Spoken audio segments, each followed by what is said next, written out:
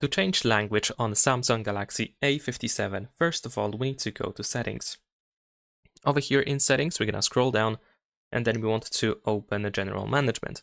Over here in the General Management, we can find the Language option, and then in here we can add a new language. Now from this list, we can choose the language that we want to use on our phone, and if you choose a language that is used in different regions, then you might also be able to choose the region. So let's say I'm going to choose English, United Kingdom. You might have an option to immediately set the new language as the default one, or you can keep the current one. I'm going to actually set as default. Now on this list, you should probably end up with two languages now.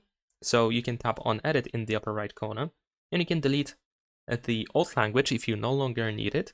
Or if you want to, for example, switch back to the previous language, you can also just change the order. And the first language on this list is the one that is being used on the phone. And that is pretty much it. Leave a like and subscribe.